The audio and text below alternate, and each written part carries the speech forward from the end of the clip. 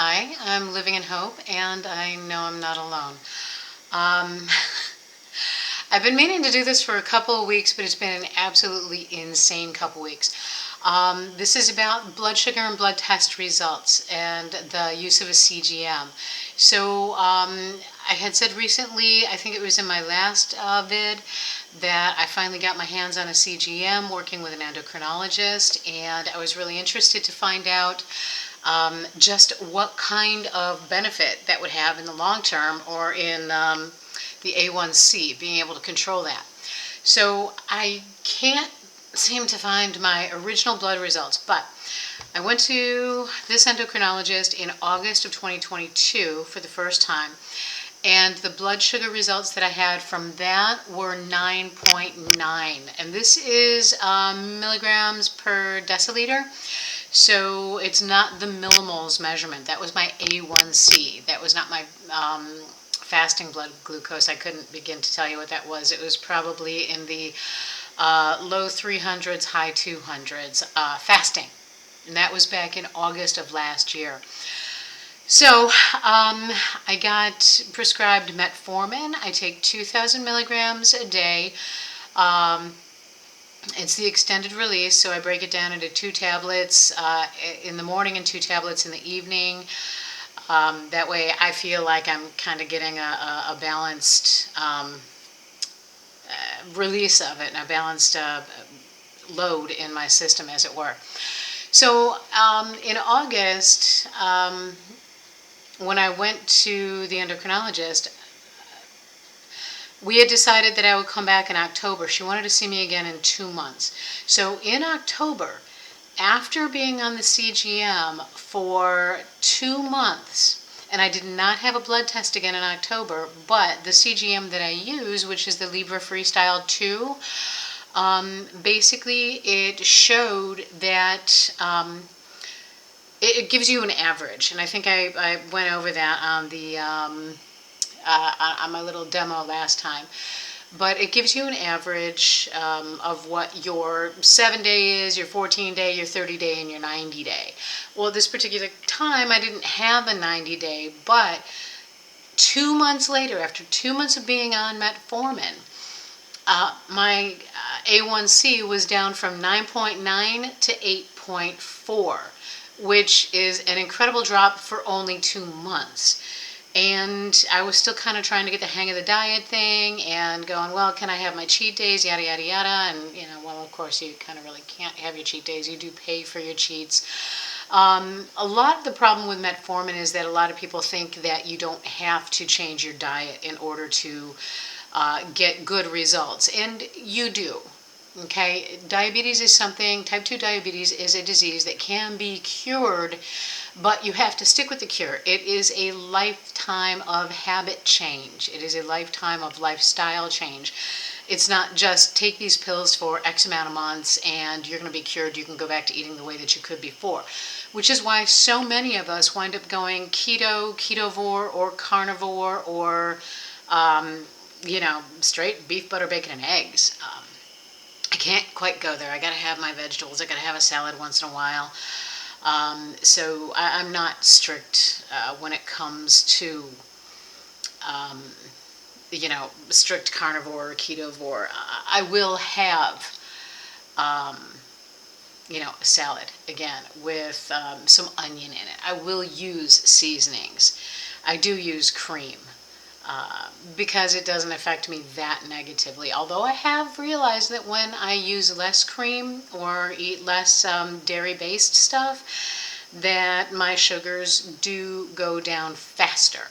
So it's not that they necessarily go down more, but they do go down faster from a meal.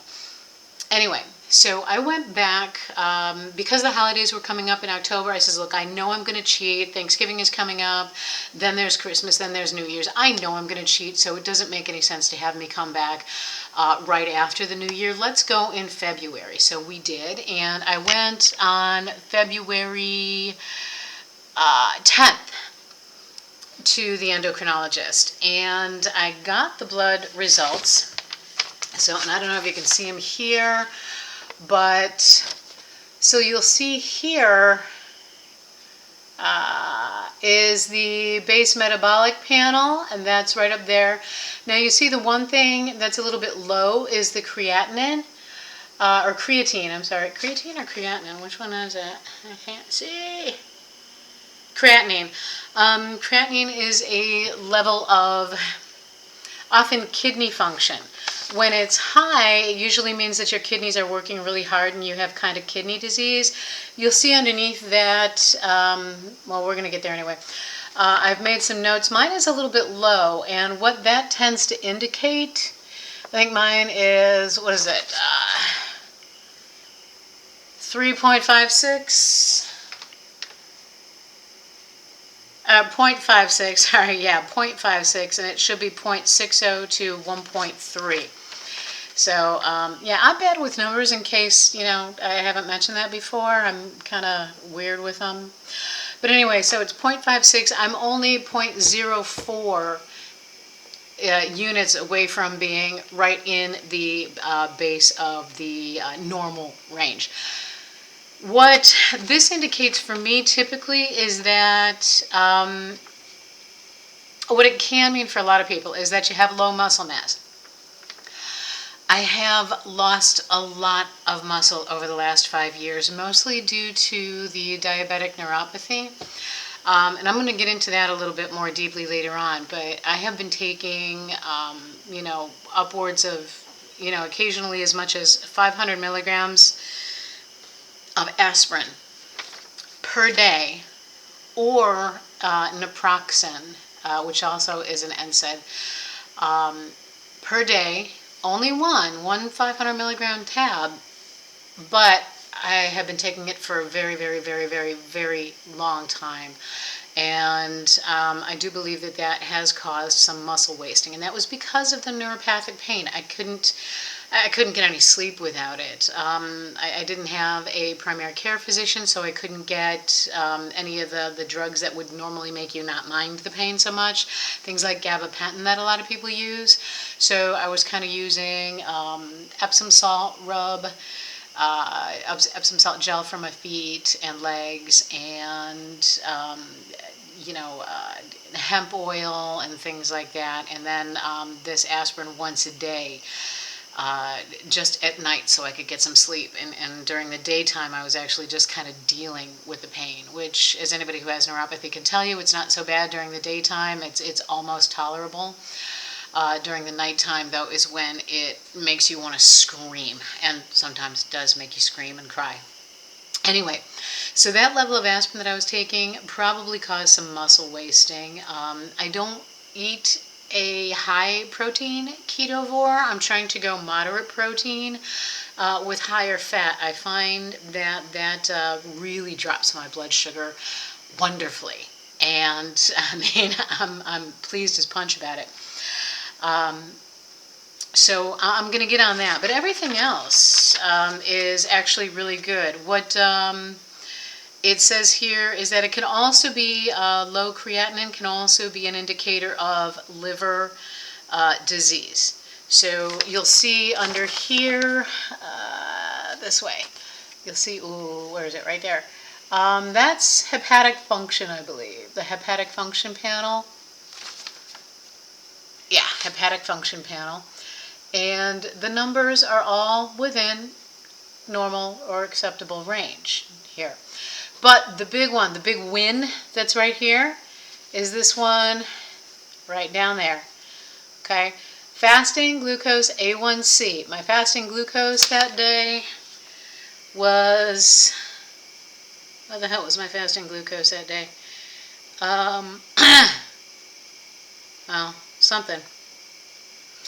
But my hemoglobin A1C, that is what I am very, very proud of. It had gone from 8.8 down to 7.2, and that's because I was able to utilize the continuous glucose monitor and show you guys all those days of green bars.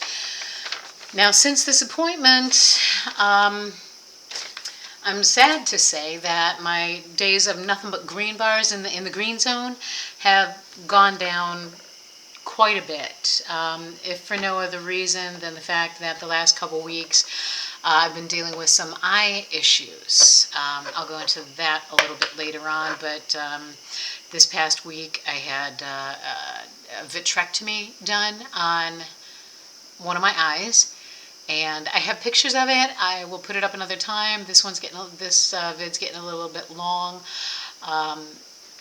But it has not been pleasant, and one of the things that they give you is steroid drops, and when the steroid gets into your system via your lacrimal gland and your lacrimal duct, which is the tear duct in the corner of your eye, it can raise your blood sugar.